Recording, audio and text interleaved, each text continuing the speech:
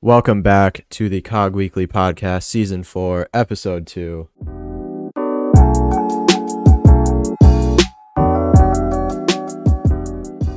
Yes, we are so happy to be back. We're really excited to be bringing you guys all of Season 4, but especially this episode where we have on Alessandro Davite, who is a match analyst for AS Roma over in Italy. He works closely with Jose Mourinho and has worked with other managers such as Antonio Conte and many other people who he will talk about and he will explain better than I can in the beginning of this podcast. But make sure you stay tuned to hear his messages and stories and just overall info about his job and what he does, because I know for me and Mac, it was super, super interesting.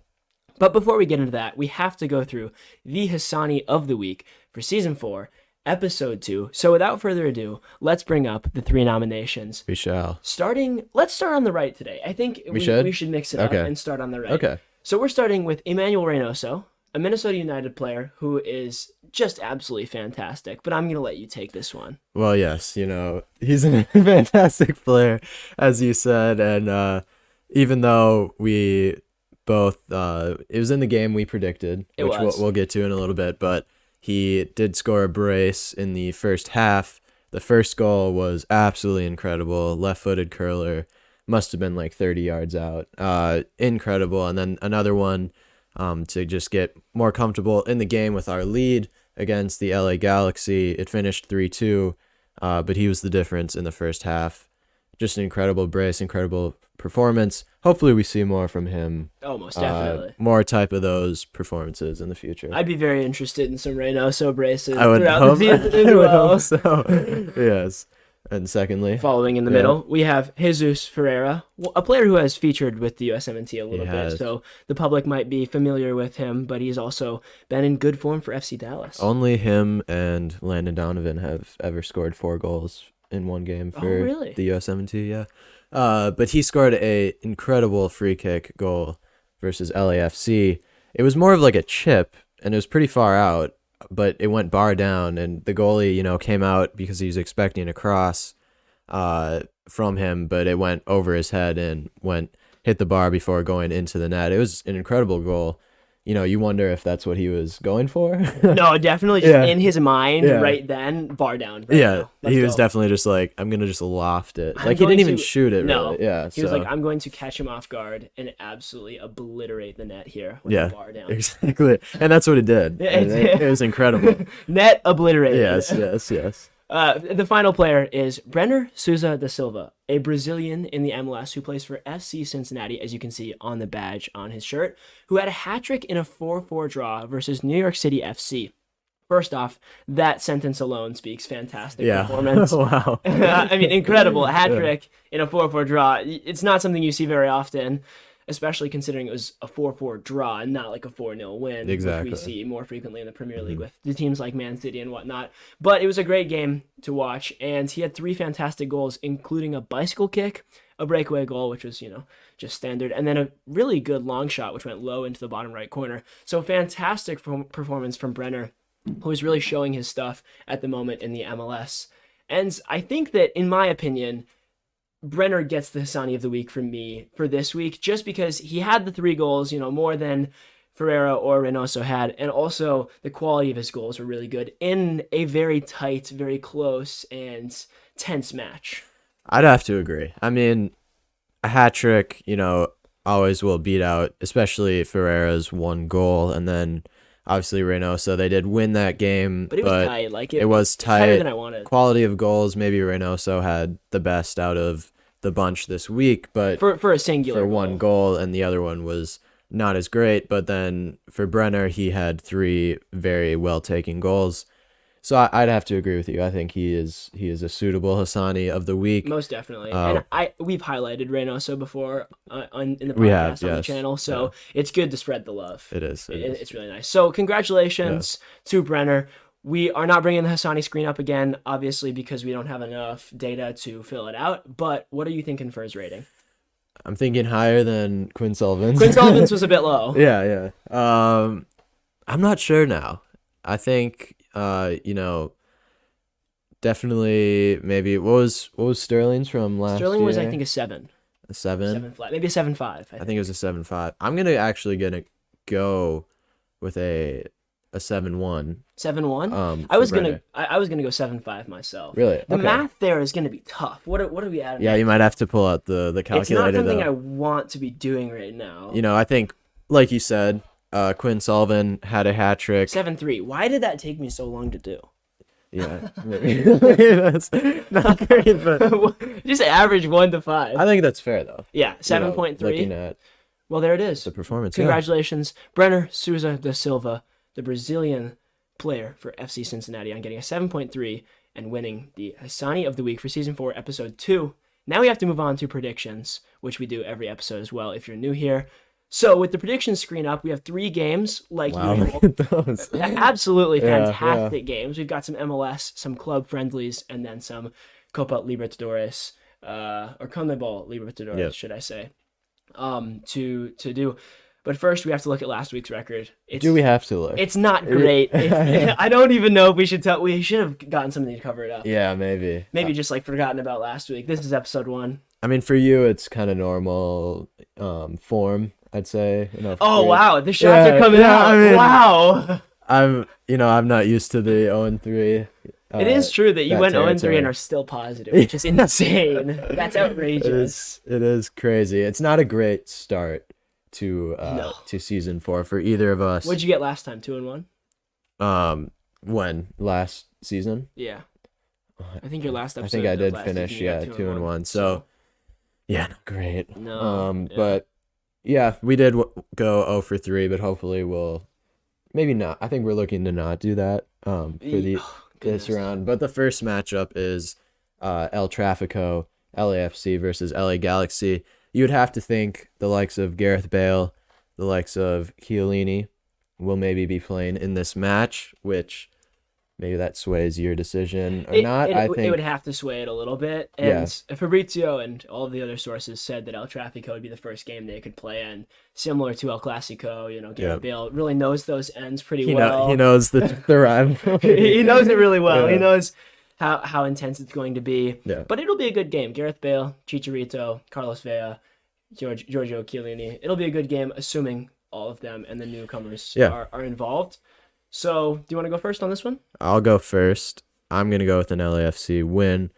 If you lose to Minnesota... I was going to say, off the back of that performance against United. And LAFC are, I believe, maybe first in the West, or at least top 3 for sure, and they're just adding better and better players. They're playing better. I don't see them losing at home like this in a big game. I see it being somewhat one-sided, maybe to LAFC. Most definitely. Yeah. I'm noticing I'm saying most definitely a lot right Most now. Definitely. No, dude, I was watching the last podcast. Or no, actually, it's in this podcast that people are going to be watching. Oh, really? Oh, dude, yeah. I say it like 100 times. So you should count. I'm sincere when viewers I say at home. You should. Yeah, you count how many times I say most definitely throughout the whole episode. I'm gonna go with an LAFC win as well. I think that it's a game where the firepower that they're gonna have in this game, it's almost impossible for me to think they would lose, especially like you said, off the back of a performance where they lost to Minnesota United. United almost bottled it, to be fair. Yeah. Went a man down, or LA Galaxy went a man down, and we still nearly bottled it. Somehow. But I do think LAFC is going to get the win here. Apologies to any Galaxy fans. Another apology that I have to make, I'm just going to skip all the way down to the bottom because it works with this apology. Another apology I have to make is to any Brazilians who watch our podcast for not knowing that Corinthians was a Brazilian team for last episode. So we are doing a prediction of Corinthians Boca Juniors again because the second leg is happening this week in the CONMEBOL Libertadores Cup. First leg was 0-0. I'll go first on this one. I think it's a Corinthians win. Even though it is away at Boca Juniors, at that historic stand, I'm going with the Corinthians win. I have to support my fellow Brazilians that watch the podcast and listen to the podcast for making that mistake last time. I'm going to go with a Boca Juniors win. Myself, like you said, at home, I think the atmosphere is going to be crazy, and I don't think Corinthians are going to react to it very well, and I think Boca Juniors are going to take advantage of that and get the win here. But lastly, we have a club friendly. Probably one of the most prestigious games you're ever going to watch. Probably the most unlikely club friendly ever. It is Hull City. Future Champions League final. Yeah. You'd have to think, the way things are going. But yeah, Fenerbahce and Hull City. Dude, What are you thinking about no, that's this what I one? was expecting. When you said that, I was like, yeah, Fenerbahce, Hull City. So is Ozil playing? Yeah. There's a chance. Ozil versus Hull. We've seen it before. We're going to see it again. We've seen it before. What do you think? What do you think? I'm going with the Hull win. They're in the championship. Oh. They've got solid firepower. Okay. They produced the likes of Jared Bowen, Harry Maguire, Andy Harry Robertson. Mags. Andy So Robertson. no, I think it's happening. I think it's a future Champions League final, and I think the most recent game that they're going to have since the Champions League final in 2030 is going to be this game to look at to sort of predict it. Yeah. And they're going to be like, oh, Hull win this game, so Hull can win the Okay. Champions League final. So I'm saying Hull is winning this game. Okay. I'm gonna go with the draw. Okay. I don't expect such a tense game to end in a draw. Club friendly, both teams, maybe rotating their players a lot. I think it's gonna be a 4-4. Wow, 4-4. We're gonna get another Hassani. We're gonna get another Brenner Sousa da Silva showing up in this game. Exactly. I think so. Well, perfect. There it is. There's our predictions done. Hassani done. Intro done. I hope you guys enjoyed the rest of this podcast as we interview Alessandro Davite, and it's fabulous. So stay tuned. All right. We are now to our second interview. We're super excited to be continuing the interviews in season 4. We now have Alessandro Davite with us. Hello, how are you doing, Alessandro? Hi, guys. Nice to be with you here. Yes, we're super excited for this interview. It's going to be super interesting. If you guys don't know from the title of this episode or from the description or anything that we've posted, Alessandro is a tactical analyst. He does tactical analysis and works with different clubs around Italy, and it's an incredibly cool job. We have a lot of questions to ask him, and we're really looking forward to the interview. But before we get into your job that you do now, we want to start at the beginning with how you got into football and how you got into, if you played or if you liked watching a certain team when you were younger or anything of that sort. So obviously you're in Italy, which is a much more football dominant country than the United States. So it's probably more common that you would get into football. But what is your journey getting into football? Did you have a great mentor, or did you love a team, or what was it? Yeah, well, guys, it's pretty complicated because the match analyst, let's say, because the role is called in several ways. But let's say match analyst in Italy, it didn't exist like 10 years ago. Really? So my journey has started to actually being a coach. I always wanted to be that. Okay. At the age of 16, I was playing football, but I was already thinking in coaching. So the thing was, I want to study as a coach, but I want to have also the opportunity to, work for great teams, to learn more about the game. And in that case, that seemed the best thing to do, actually studying the game. So in England, in Premier League, especially, there are top clubs that already had departments doing that. And then to Italy, in the last 5-6 years now, every club, let's say, has now their own department that is doing analysis. But before, 10 years ago, it was a jungle. It didn't exist. It was such strange, many roles, but there wasn't the match analyst, let's say. Yeah. And so we saw you have a UEFA B license, right, as a coach. And then is that necessary for what you do now for your job, or was that more when you had that path thinking, I want to be a coach, a manager, but not necessarily a match analyst at first? What was that kind of training like? I mean, right now, everybody, let's say, is asking for that license. So Okay. It's something like mandatory, even if it's not, but everybody's asking for it. But I would say for the specific skills, you wouldn't need that. It's just the look you have as a coach. If you think you're gonna be a coach, you study as a coach. You don't need to go on courses, but of course they help. Yeah. Okay, interesting. We also see, I just took a look at your Facebook and saw the UEFA B license, and also that you graduated in sports science from the University of Milan. So you said that the UEFA B license, although is not necessary to maybe do your job, is necessary on your resume. Was it the same thing with the degree from the University of Milan, or did that sports science degree actually help you a lot in your journey to become a better sports analyst? Exactly. I mean, guys, the thing was that I wanted to be someone in football, so I said to myself, what I have to do? And the thing was creating my own background.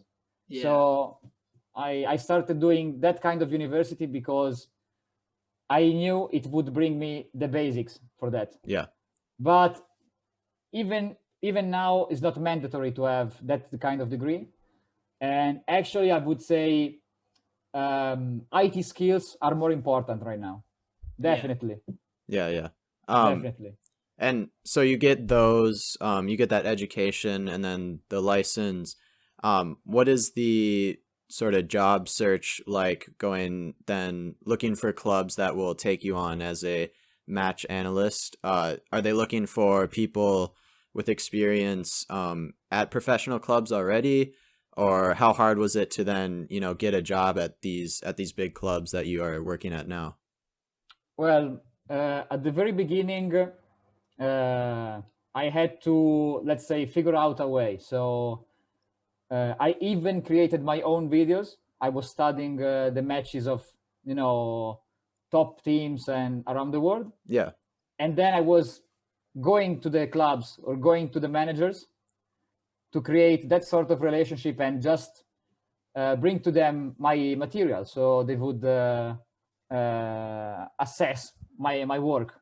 So that was the thing. But I mean, like in the academy, they let's say they ask for someone with less experience, so it can be the start of a journey.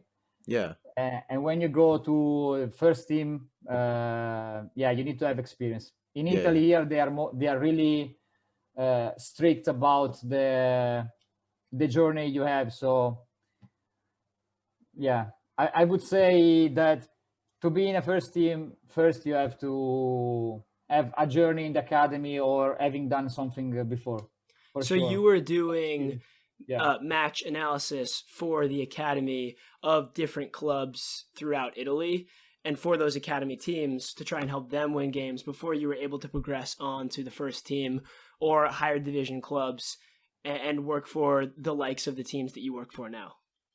I started, it was, let's say, a good move to go to Milan University. Yeah. Because they had a strong relationship with Milan Academy, AC Milan. Okay. So I started from that with a scholarship, let's say. It was a stage, we call it in Italy. And for the whole year, we were filming, assessing, evaluating. So that was the first part. And then also when I was into studying or coaching when I was younger, I started to help managers in my hometown. So all of that helped me a lot. But then to progress, you need to, of course, be at the higher level because the best is there, no? Right? Yeah. But at the very first, I would say to everybody that wants to start a journey like that, just let's try everything you have in mind. Be confident, learn, ask. That's the only thing you can do, in my opinion. Just put yourself with everything you have and go for it. That's the thing, in my opinion. And so you started at AC Milan when you were in university, and then what was your journey like then going from AC Milan then to Inter Milan, right? After that, how was that? Crossed paths. Yeah, you caught the rivalry. How did that happen? Actually, guys, I need to tell you, I am a Nerazzurro fan. I support Inter. So it was magical for me because so you probably want me to cover up this jersey back here. No. AC Milan. Come on, Pirlo is the maestro, you know? Yeah, he is the maestro. Yes. The maestro. No, Pirlo is amazing. Also, he was playing for Inter, and then there was a switch with another player. Pirlo was unbelievable. So, no, come on. I love players of that kind. You can say anything different from that. Yeah. So in our past interviews, specifically the one we talked to Cody, who you know, about, he talked a lot about his journey and how he was knocking on doors and asking questions and just trying to build his network slowly as he switched and went to different clubs around Italy and the United Kingdom, Wales, and then also in America, or in Canada, should I say. And so he really emphasized how important it is to be always curious and, like I said before, knocking on doors. And I feel like you're sort of saying the same thing in a different profession, although it's in the same field of work in football. Him being a footballer and you being a match analyst, you're both kind of saying that it's necessary that you slowly build your resume and get to know different people, help different managers out, as you were saying, with their different game plans when you're younger, and then use everything that you have in a resume and network to try and go and find bigger teams. It's almost essential in order to get to that next step. Is that right in how I'm hearing it? Totally agree. I mean, I wasn't talking to Cody about that, but it's fundamental. Yeah. All of that you said, for me, is the most important thing you can do. Nice. It's a skill that you must have as a professional in every business or sector of life, in my opinion. Yeah, I completely agree. And how old were you when you began working with AC Milan, and then also when you made your switch to Inter Milan? Okay, AC Milan, I was there in 2014. So 2014, I was 25.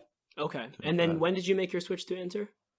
And to Inter, it was 2 years later. I started in 2017. Okay. And did you work for 3 years later. 3 years later. Nice. Nice. And did you work for the first team at either Inter or AC Milan? We know you obviously work with the first team now at Roma, but did you work for the first team at either of those clubs, or were you primarily stationed with the academy and trying to help them with their match analysis?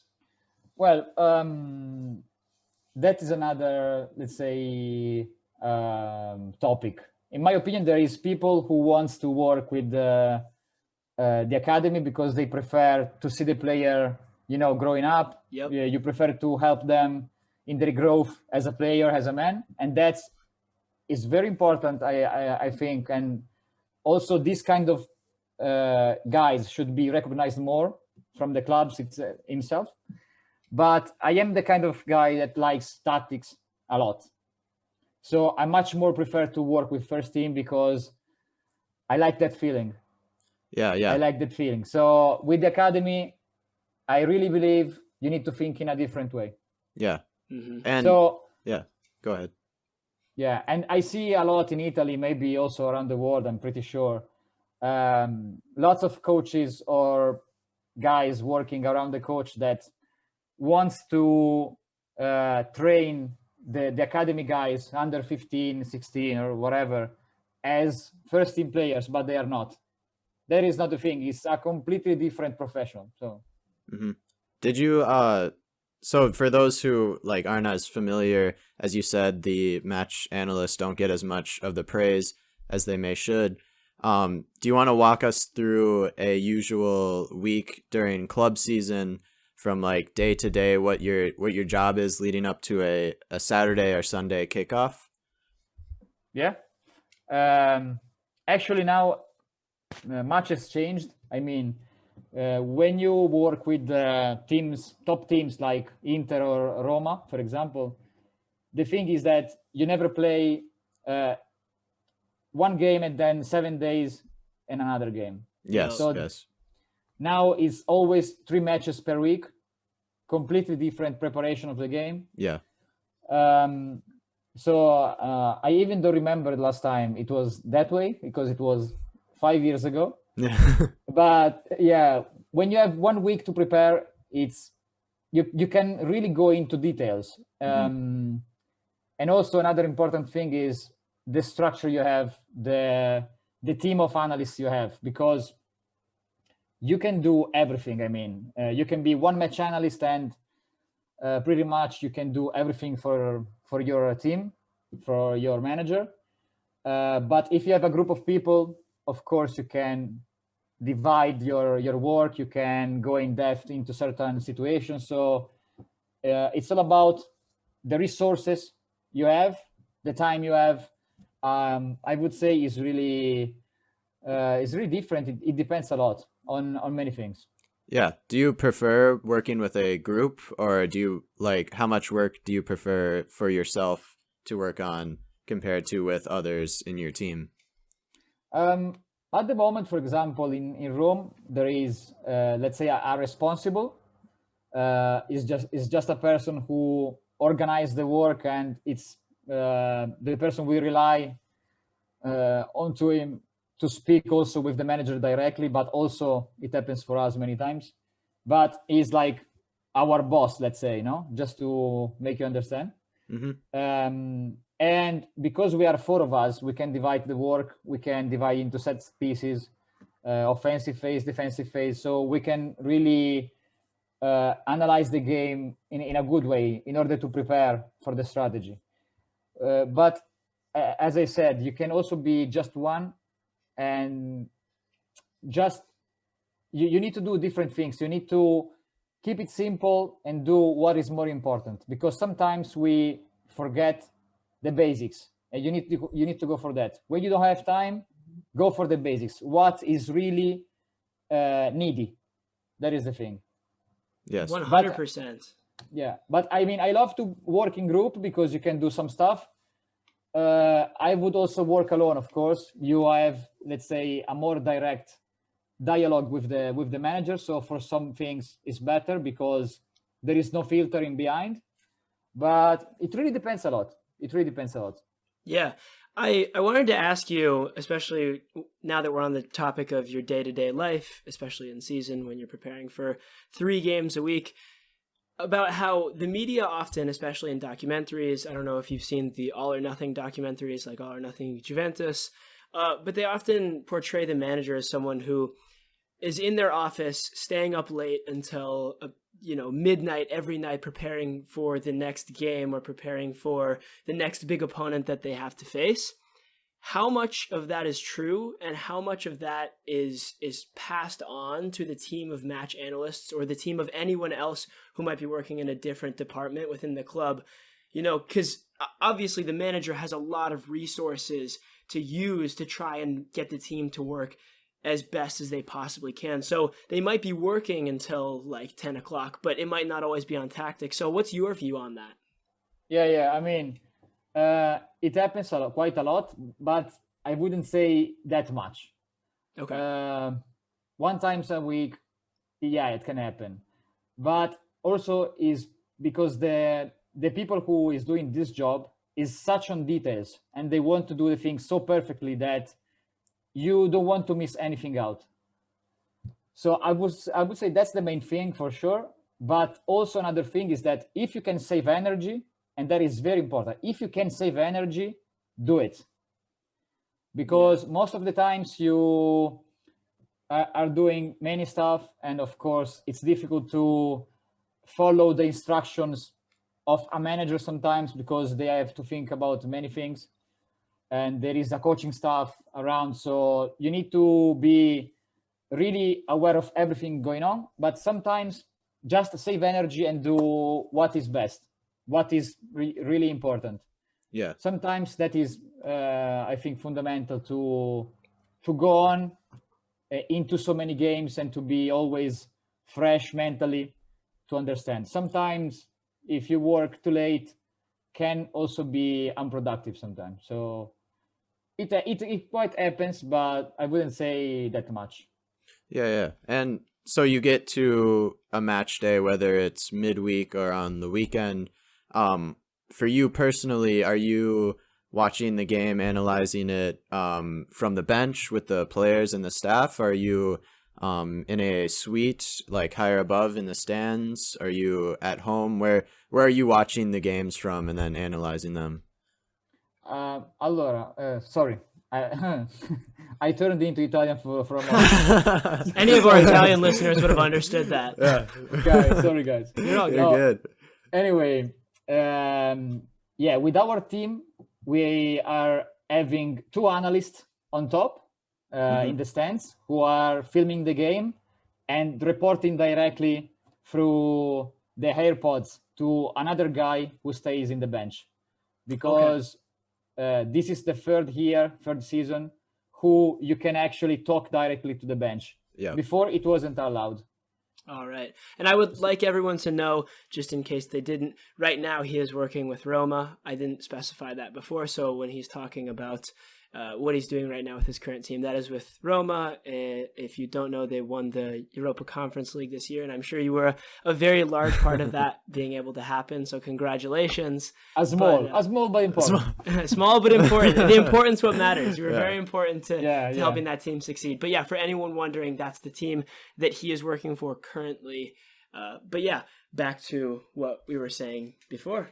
Yeah. So are you or do you switch around? Are you sometimes up top in the stands or sometimes on the bench? How is that decided? Let's say that, as I was saying before, we have our responsible who has worked, for example, in this case of Roma, has worked with Mourinho before. Mm-hmm. This same guy who has taught me a lot about the game and this professional, he was with Mourinho in 2010 when Inter won the Champions League. Oh, wow. So, yeah, that is amazing, because with Mourinho, I can say the match analysis really started in Italy.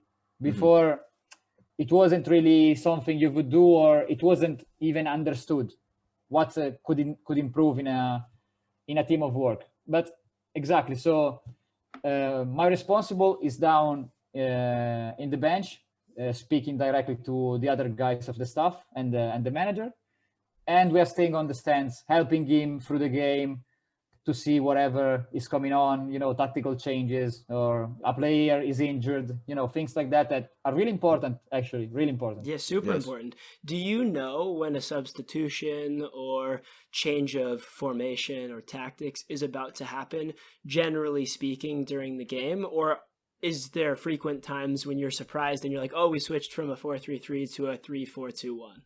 Yeah, I mean, that's is the amazing part for me, because who loves this game, who likes this kind of profession, is because you want to prepare the game, and be, in advantage to your opponent. So every time you think about strategy, pretty much everything about what they should do or they are trying to do, but then something that never happened before can happen, and so you need to reorganize. And for me, that's the best part of the job, to continuously find a solution. That's the amazing part in football for me, in our role specifically. Yeah. And so we've talked a little bit about Jose Mourinho and you working under him for the this year especially, and he's one of the greatest managers of all time, we can say. And does his reputation at all affect how you do your job compared to maybe in the past, whether it be in the academies at AC Milan or Inter Milan, where it's a lesser known manager? Does that affect, knowing he's this great manager, does that affect how you do your job? I know what you mean. Honestly, the level of Italian's manager, even if you go in the third division, is very high normally. Yeah, I would say in average they are better than the managers in the other countries, but because we are so focused into tactics. Then Mourinho, for example, for me is exceptional, also for the tactical side and technical side, because he is a top manager. We know that. Yes. But there are things that he is amazing, like understanding a situation, or the feelings he can create in the players, the atmosphere he can bring in, and those things makes an impact huge. I think every manager, even in NBA or in American football, whatever, when you can bring their energy, when you can actually have an impact on players, you have you're in a strong advantage. Yeah, most definitely. Knowing that Mourinho has often in the past played a more defensive style of football, and counterattacking more specifically, do you have to tailor your suggestions or solutions to the game to that style of football? and with different managers, do you tailor it differently, or do you always sort of give the same suggestion and then the manager or your boss giving it to the manager decides whether to take that and use it or not? It really depends. I mean, we know exactly our role, and also we know what we can suggest or not. I mean, in terms of hierarchy, you know what I mean? So we speak to our responsible, and we always do what is best for the team. And the thing is, the manager has a strong, let's say, tactical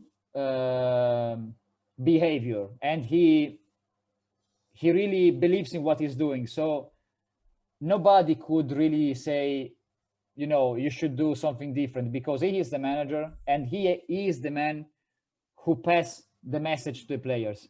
So we can just try to, of course, give him the best solutions, but then it's always about the managers. Even Spalletti or Conte had really strong ideas that sometimes you can say you can do in a different way, but at the very end, the managers are the ones who takes the decision, and you need to support them, of course, telling them what can be done better, but at the same time, you need to be strongly supportive, and that's the best thing you can do. I'm sure of that.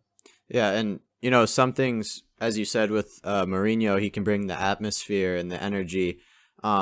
Obviously, with your job, you're looking at formations, tactics, tendencies of players.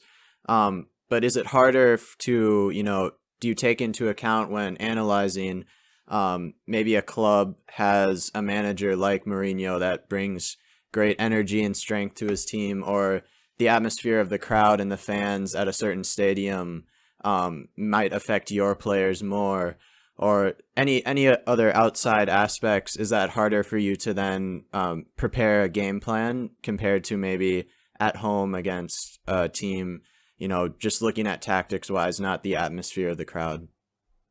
No, it's fundamental.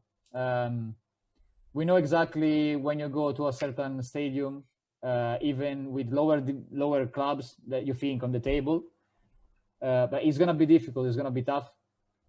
And that is taken into account every time, because the crowd is, so passionate. So in some stadium, it's really a factor. Mm-hmm. Like for Rome, our fans are unbelievable. I mean, I was used with Inter, and I love them, of course, because I am still an Inter fan. But you are a fan, yes. I am also professional, so I go to Rome and I need to do the best for my team, of course. And the fans of Roma are amazing, something that I have never seen, honestly. And they are really, they have a huge impact. Mm-hmm. I remember on the other way, for example, some players are scared by San Siro, because if you go into the field and you get wrong the first passages, or you do something wrong, maybe they're gonna scream at you, they're gonna say something. So you need to have a strong attitude, and mm-hmm. It really depends a lot. So even that, football, the more that I go on, football is about everything. Everything can be true or not in the same way. It really depends on the context of that. Yeah. Totally. It really depends on it. You talked about how you've worked with other managers and how you've worked with Inter as well. You said Spalletti and Conte and other people like that, and how they had also very strong ideas in what they were doing tactically. But could you just run us through sort of like, once you got to the first team phase, which is where you said you wanted to end up because you really liked how tactical it was and whatnot, could you run us through sort of your career from that point until now, the managers you've worked with, and obviously I would assume the different teams being Inter and Roma? Okay. Before I said passages, guys, you need to tell me when I get wrong. It's passes. I was thinking about that right now. No, we got it. I think everyone will understand. I think you're all good. Yeah. Yes. But I can't get wrong. We are so into details that we can't get wrong. That's the thing, guys. When you're a match analyst, you can't get it wrong. You can't, even the language. Detail, yes. Exactly. I mean, exactly, because you need to work under pressure, always focused on what is best. So, okay. But, okay, it was passes. Yes, we got it. No problem Anyway, at all. No, I mean, I'm joking with you guys. Is enjoyable staying here. I'm really glad. So speaking about football is always nice. Come on. It is. Oh, it's talking about football is great. That's why we have our podcast. Yes. Exactly. It's so great. But yeah, just like Yeah. if you could tell everyone the different managers that you've worked with, just so that all the fans can sort of get an idea of the different teams that you've been involved with and coaches that you've been involved under. Yeah, of course. I mean, these are top managers, are among the very best of the decades or the last decades even, because all of them have a really strong tactical behavior they believe in, and they are different. For example, Spalletti has changed a lot through the years. Always he liked to play a certain kind of football made by passing, by taking the pitch constantly, moving up the pitch, controlling the ball, and then bringing to the ball into the places where you are more effective on the between the lines. So great on that. Really, I learned a lot from him from that point of view. Conte is more a kind of, let's say, direct football, but that starts from the build-up, from the goalkeeper. Andanovic was fundamental with Antonio, with Conte, because he helped him a lot in the building up phase, the one really close to our goal, and then has a pass line, is open onto the attacking players like Lukaku, Lautaro, keeping the ball, shielding the ball, and then moving to the other side, and that was very effective. With Mourinho, I would say the game style is more about dynamics, and is really able to make players connect to each other. So you have a system, but then also players are open, are free to find solutions. So he gives more space to fantasy of these players. And for example, in my opinion, Mkhitaryan has been great this season. Such a smart player that, wow, amazing, wonderful. So him going away, it's quite a loss for Roma, because he's a really smart guy, really strong player. Most and definitely. Inter will have another midfielder that can help them to race for the title. Yeah, most definitely. I think it's so interesting how you said that Mourinho gives players more freedom to express themselves and find solutions on their own. And I just wanted to kind of highlight that for anyone listening, because I think it's important to realize the media, especially, I'm coming from an American here, so I hear American media quite often. The media portrays Mourinho as someone who is really harsh on his players, judges them a lot. He's often with the media, as we all know. He, in his press conferences, can be very brash, very intense with the press. And so I think people paint a picture of him as a manager who is really sticking to the system, intense, and wants his players to do things one way and one way only, and that's his style. But I think it's important for people to realize, like you said, how open he is to people finding solutions on their own and sort of expressing themselves on the field. Yeah. I mean, every manager needs to be tough in certain moments, because you can't be, I can't recall the right word, but you need to be that way also. A manager needs to be hard sometimes with players, but he's not his style. Actually, the opposite, as you were saying, because he really helps the guys finding a solution, and he really gives them the choice to do what is better for them. And I really believe that the more the players understand this kind of connection between each other, and the more the game style, let's say how the progression of the match can be, is better for them. So it's quite the opposite. Defensively, every manager has to be strict with rules, but then I would say Mourinho offensively, and I love him for this fact, because making people interact among them, for me, is the best solution. Also to be creative, to to not be easy to read by the opposition. So I really think this is a thing. Yeah. And so would you say you are a manager of any team, what style of play would you set your team up as? Obviously you've worked with all these great managers, but what maybe tips or tricks or aspects would you take from them? And then how would you play your team?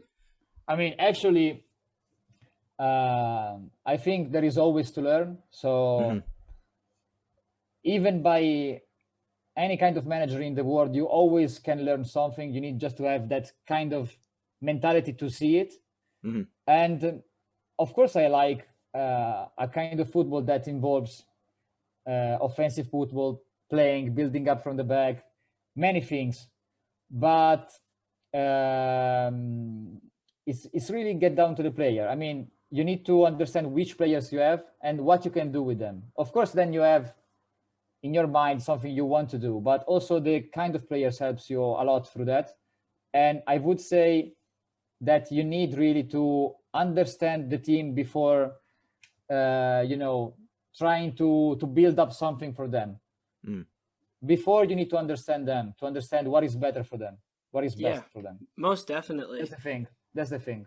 But of course, important. Everybody likes attractive football. Yeah. And sometimes even transition are really attractive, in Premier League or in the Bundesliga, they play pitch to pitch, no? Yeah. From one side to the other. So the game is very physical as well. You can do every kind of football as long as, in my opinion, let's say it has a logical path with the players you have.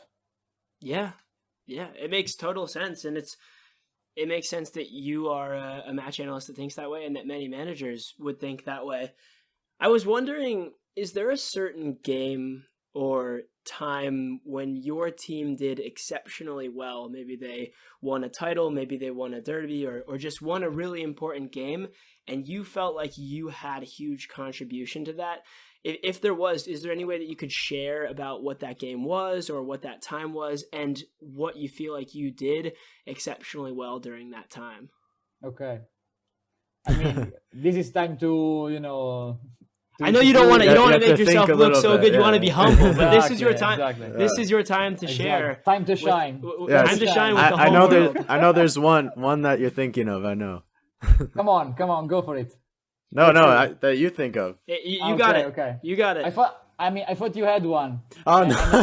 I would tell you if it's true or not. Yeah.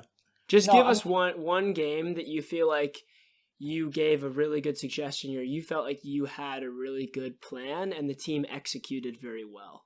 Yeah. I mean, every time we know that in a certain game there are things that are huge, that can help hugely can help the team, but sometimes just doesn't happen because the game evolves so much. It's such difficult to understand what is going to happen even from the beginning.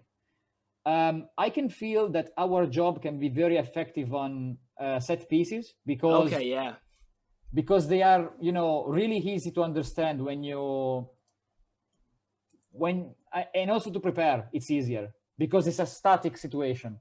So if you can prepare something, that is easier. But yeah, I mean, in my mind, I have, lots of nice moments where we had an impact, and there is a good feeling when you did something very well. But as a match analyst, you always need to be in the high standard for the team. You always need to have that kind of attention and just be ready to have the team. Yes. I am curious though, for obviously you played and won the first ever UEFA conference League final. I'm curious to know how the preparation and analysis for that game, big final, to be able to win a trophy, how is that different from a normal Serie A match? What's the preparation difference since it's such a huge occasion? Yeah, I mean, surely I think our manager in this kind of situation is exceptional. Yeah. So I can tell you this right now. I don't want to exaggerate, but I really had the feeling we were going to win because we had Mourinho with us. Mm. Wow. The moment he just has we that go, impact. yeah, the moment we go into the final, I get the feeling since the first day after we are gonna win the game. And this kind of feeling, I think the players had in mind as well, and that was fundamental. And Most definitely. then the preparation goes, I mean, it's pretty similar to all the others. You just maybe want to take more time to analyze, but yeah, I mean, it's kind of similar to the others. Mm-hmm. Another thing that is in finals, I think having moments of control of the game is fundamental. We had the first 15-20 minutes when Mkhitaryan was playing with us. He's such an impact to control the game, to control the rhythm, that helped us a lot in giving us that kind of game since the start of the whistle. So, and then we also, as a team, we were prepared to defend low, to mentally being able to, be ready for that situation. And I think really the manager in this case was fundamental in all the trip. Such a huge impact. I really feel that. And then comes down to the players, because I mean, they are going into the field. They need to feel they can win. It's all about the players' football. We are just around to make our best, to help, but they are football, right? Yes, yes. And is it different? Obviously, you played Feyenoord in the final, team from the Dutch league. Is it harder to analyze a team that's not in Italy, not in the Serie A, when you're playing Conference League like this year? You're playing teams from all around Europe. Is it harder than to analyze the team, or is it mostly the same?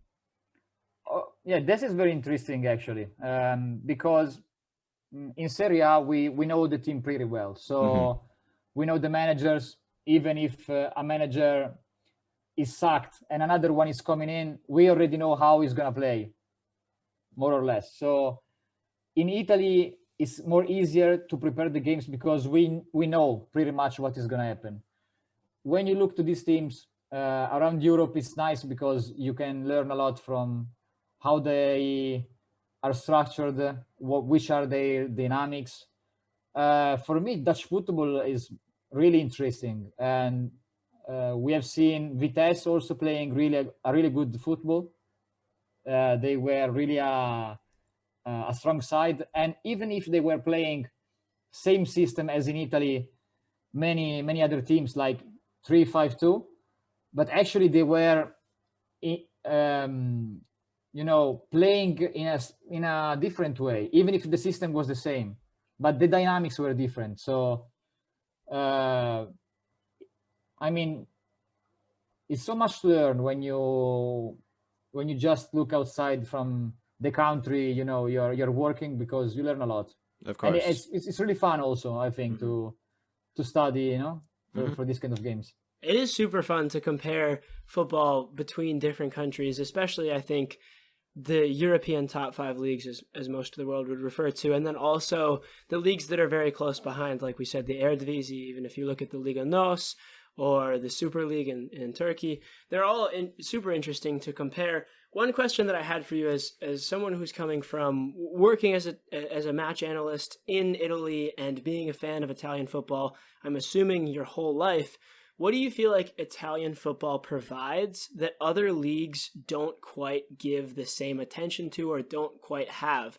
Is it the style of defending? I know a lot of people have made Italian teams and Italian players out to be very good defenders. Is it the way that the teams press.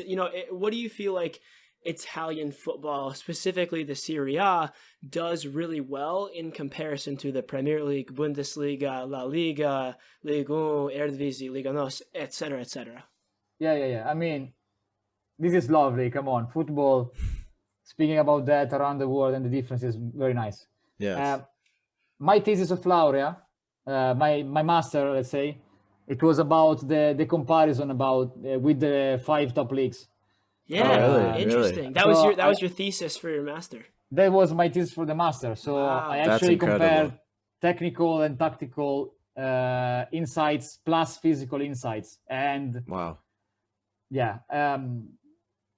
From the inside right now, I can tell Italian football in Serie A has improved a lot in terms of ideas, offensively speaking. Before, the teams were more concerned in defending, but now they are always trying to find offensive solutions. Rather than, let's say, 5 or 10 years ago, offensive, let's say the offensive mentality of a team has improved a lot in Italy, generally speaking. Defensively, the way the teams press in Italy is really mathematic. Yeah. And sometimes you lose some energy or some rhythm. And this same rhythm they have in Bundesliga or in the Premier League. They are more intense, in my opinion. So you see a lot in Italy situation where the teams are studying themselves and something is going to happen in a moment, while Premier League is more like, two boxers fighting to each other. They are more, trying to counterattack. While here in Italy, they are studying a lot themselves. And then something is going to happen. Something is going to open the game. It's much more methodical. Yeah, more methodical, a lot. In Italy, yeah, that is crazy, the attention of that kind of details. Yeah, and something that doesn't happen in the other countries, but at the same time, in the other countries, they are more concerned into rhythm, energy, into have that kind of thing that helps you a lot in, being aggressive. In Italy, yes, it's more, methodological, yeah. Mm-hmm. And would you say, what league would you say players that play in the Serie A and then get a transfer to a different league, in your opinion, what league is the easiest for a Serie A player to then adapt? Because, one that comes to mind is Kulusevski, coming from Juve. He then went to Tottenham and then played very well. He was under Antonio Conte, a Serie A manager, but also in the Premier League, where a lot of, big signings sometimes don't perform as much, but he did very well in the time he was there. What league would you say is a better transition from Serie A than to a different league? There's also the reversal with Lukaku. Exactly, Lukaku. We can even talk about that, like just why players have those impacts or lack of impacts, and what you think makes those happen. I mean, speaking about these examples, Lukaku, his style of game was perfect for Conte at Inter. Mm-hmm. And against the defenders we have in Italy, physically speaking, there was no fight. It was like impossible for them to counter Lukaku. Yeah. So that was the big thing in Italy. Kulusevski, I knew for sure he was going to do very well there because he has a strong physicality. And as I was saying before, Premier League is more about spaces, rhythm, having that kind of energy. And Kulusevski is perfect for the Premier League. Mm-hmm. I would say in general that any kind of player, when it comes to Italy and he studies the game, because the coaches want that kind of learning process from them, they can then go everywhere, knowing that they are better players mentally. They know much better tactically. The thing is, do they have the right energy? Do they have the strong physicality to cope with England players, Premier League players, Bundesliga players? That is the thing, in my opinion. But tactically speaking, they are ready to go anywhere. It's just about then the player. Yeah, most definitely. I know you said to us on a text before the podcast, and also we talked about this before we started the podcast, that you wanted to touch on the MLS a little bit. And I love that you wanted to touch on that, because it's not often that Europeans look at the United States and want to talk about our soccer over here or our football over here, because usually it's the reversal. Usually we're looking across the pond and watching your guys' football, but especially with the likes of Chiellini and Insigne transferring this year, or going to transfer this during this window, and then also Matuidi, who came from Juventus and went to Inter Miami a couple of years ago. There's definitely been a lot of movement and fluidity between the Serie A and the MLS. I mean, you could even look at someone who plays for Roma, Brian Reynolds, who came from the MLS and went over to Roma. So there is definitely a lot of movement between the two leagues. So how do you view, as an Italian, someone who works in the Serie A, you know, as your primary profession and watches Serie A games as your primary profession, how do you view the MLS and the products it's producing, and also the people that it might be attracting? I mean, I don't know if everybody in Italy thinks the way I do, but I think MLS is going to be, I wouldn't say a top league like the 5 top in Europe, but I really believe it's going to grow up a lot. I am pretty confident about it, and you're gonna have in 4 years' time the World Cup coming on. And I'm pretty sure they're going to invest lots in terms of structures already that are unbelievable. The stadiums, in terms of resources. I mean, for me, the MLS is something that we all should see more, in terms of even possibility to go abroad and learn, or just to see how that kind of world is going on. And also, American players are much better now compared to 10 or 20 years ago. Pulisic plays for Chelsea, and there are lots of other players that are really good ones. I was thinking now Buzio has come to Venezia. And Buzio and Tanner Tessman are both at Weston Venezia. Exactly. Brian Buzio, Reynolds. I was looking at Buzio because of scouting, so I had a look at him before, and really I believed he could come to Italy to play. Technically, it was very strong. Here in Italy, maybe he's not, let's say, a top technical player, but it's a player that can stay in the league easily. Really, I think the level in the MLS is growing up a lot, and also you have lots of people from Argentina, Brazil, really skilled, really good. So physical players as well. I mean, yeah. And you said you were scouting and you looked at Buzio for a second. What's your experience with scouting young players in your career? We didn't touch on that a little bit. I mean, we do also scouting during the season when the managers wants to find a guy in a certain positions, or they want to have some insights about a player we are going to sign. So it can happen lots of times that the managers or somebody around the coaching staff ask us for a report on an assessment, or a report. We also have made through the years some technical and analytics reports on that. So I mean, the scouting is part of our job. It's not, let's say, the first one, because there are also people inside the clubs that are already doing it. But sometimes managers relies on match analysts for that, because they know them very well and they want to know what they're thinking. Yeah. Sweet. Pivoting from the MLS, because many of our fans know that it's a growing league because they're from the United States, and that's definitely a fact. But it's not the main reason why we have you on this call. We want to hear about the Italian league, the Serie A, and Roma.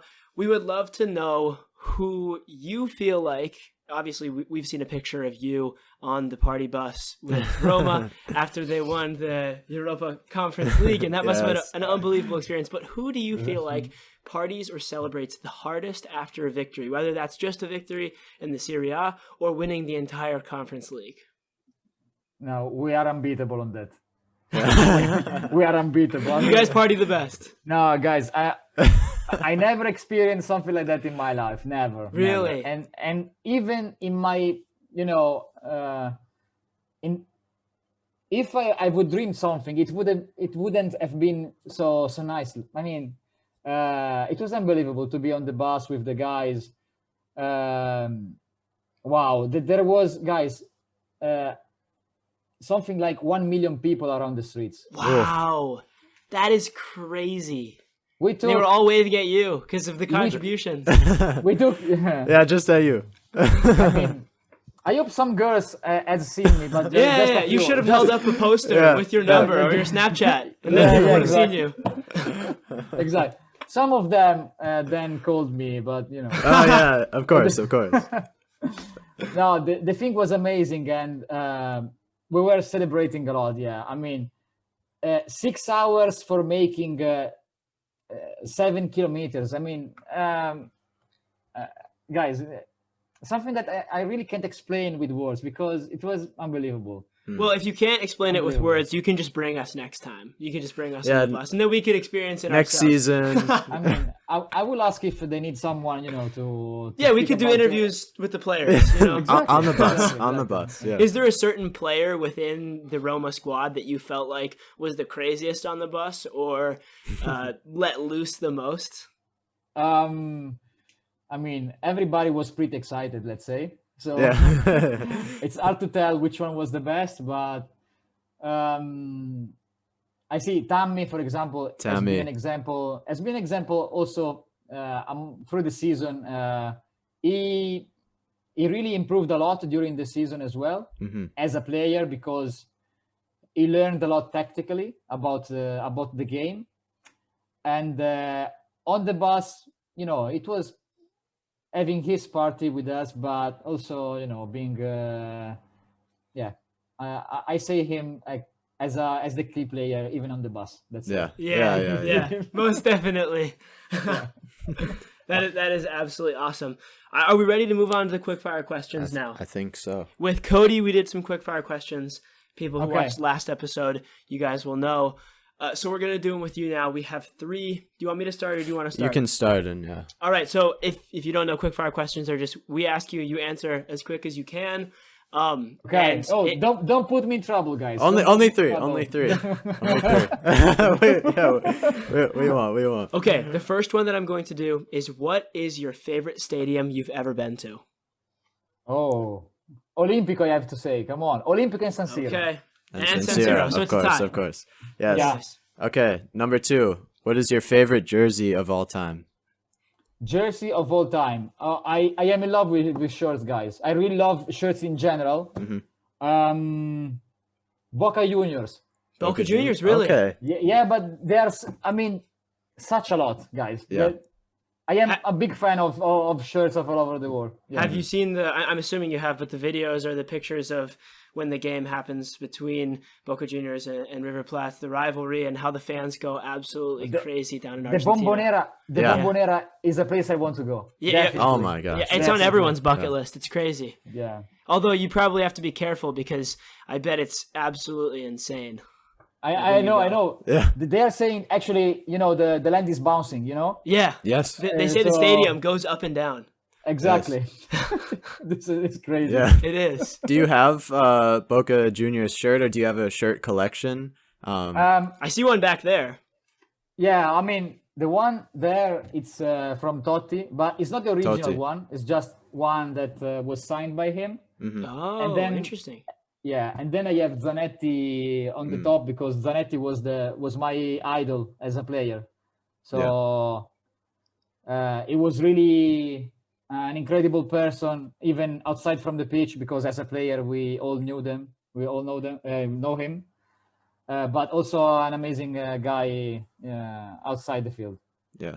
Sweet. All right, the last quick fire question that we have before we hit you with our closing questions, which are just something that we ask everyone, is what has been the hardest team to prepare for or analyze for? This could be it took the most amount of time, or you felt like they were the hardest team to break down tactically, or maybe it was a team that you've never seen before because they came from a league that you don't really watch. What do you feel like either was the hardest team or the hardest scenario?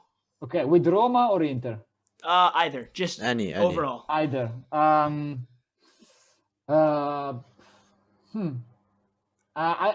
mean, this is the first that came to my mind. So I say Venice.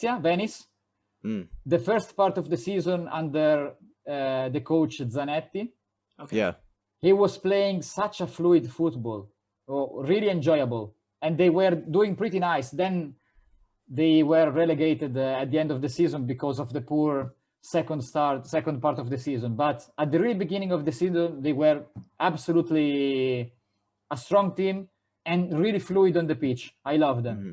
Awesome. That's a really good answer. I mean, I can't imagine having to analyze and break down the tactics of all of the different teams that you would play, especially as a top club within a top league, because not only do you have to know all of the teams within your own domestic league, but you also, like you were saying with the Feyenoord game and other games outside of your league in the Conference League, you have to find out how teams play in other leagues. It must be quite stressful, but it's also probably enjoyable because you get to watch football for a living. So you give some and you take some, you know what I mean? Yeah, I mean, if you love football, it's never, let's say, a real job. Yeah, being honest, I mean, if I have to be honest, for me, it's not a job; it's a passion I have. So sometimes you are tired, of course. But that's beautiful. Yeah, but that's it's the best thing, you know. For when you love football, just study the games is wonderful. Probably the most important thing that we've realized as we've talked to different people on this podcast is finding a job that you feel like is a passion, that you feel like doesn't feel like a job, because then you can be the most successful because you want to work and you want to get better because it's just what you love to do. So that is absolutely fantastic. And I'm sure that there's many people listening to this podcast that want to aspire to be in a similar position to what you are today. So hopefully during this podcast, they got something out of this that will help them try to sort of get there in their own life and in their own career path. Well, we're going to do 2 more questions to close it out. The first one is going back to our mission statement. So I'll read it out to you just so you know. Our mission. Not quick anymore. No quick fire. No quick fire. This is, you can take your time on this one. Okay. But I took my time even before. So yeah. A little bit. So our mission is to create a community of passionate football fans who highlight the classy side of the game, keeping discussion positive, uplifting, and inspirational. I talked to you about this a little bit before the podcast, but as a podcast trying to create this positive and uplifting community, what advice do you have for us or for any fans listening to help the footballing world become a better place? Obviously, you're so close to the team, to the players, to the manager, and so you probably see the impact that negativity amongst fans and the media brings to the locker room or to the personalities on the team. So what advice do you have for the fans or people watching to try to improve the footballing world? Well, guys, football is about fun, is about love, is about sharing incredible moments. So, I mean, I don't have a solution for that right now. I mean, many things are in my mind. Even expressing them into another language is kind of difficult. I have so many things going on. But, totally understandable. Exactly, but what I want to say, we should have as a movement. I mean, the media and everybody around football in general. We should be less stressed about it. I mean, there is so much concern every time about even if a player is going for a walk or whatever. Mm-hmm. Here in Italy, that kind of, let's say, stress is incredible. The players can't move outside house, that they have, people following them. It's just people playing football. They love what they do, and even fans have to realize that they are part of football and they just should enjoy the game itself, every situation they go for.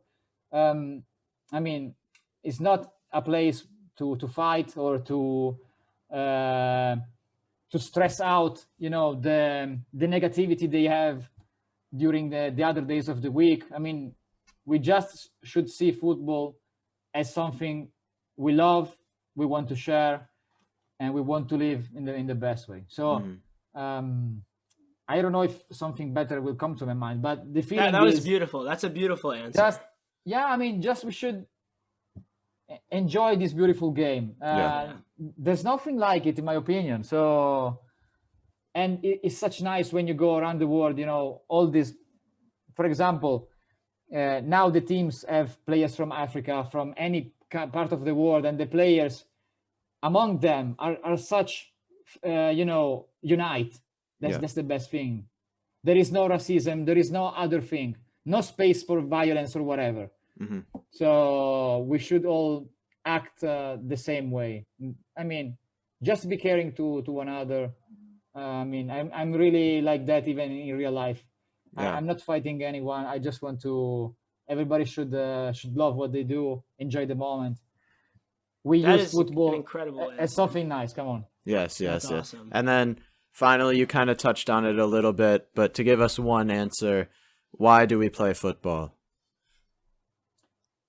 Okay, this is nice. For me, the magic starts as soon as you touch the ball. When you are 3 or 4 years old, I don't know. The first time you touch the ball, the magic happens. So if a parent will give a ball to a baby, man or woman, whatever, is gonna love the game, because the first thing is kicking the ball. It's on the ground. It's already there. Start to play. Yeah.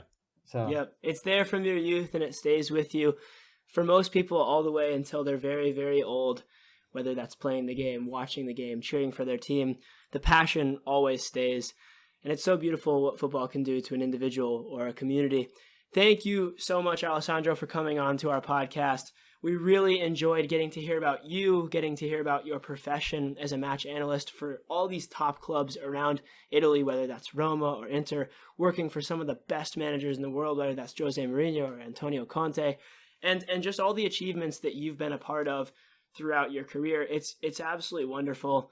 And hearing from you about what you think about whether it's the MLS or Italian football or other leagues, it was just great to have you on the podcast and to get to talk with you. So thank you so much for coming on. If you ever have any more stories to share with us, feel free to reach out to us. We can have you on the podcast again sometime. But until then, thank you so much for coming on the podcast. And that was our interview with Alessandro Davite. Thank you everyone for listening.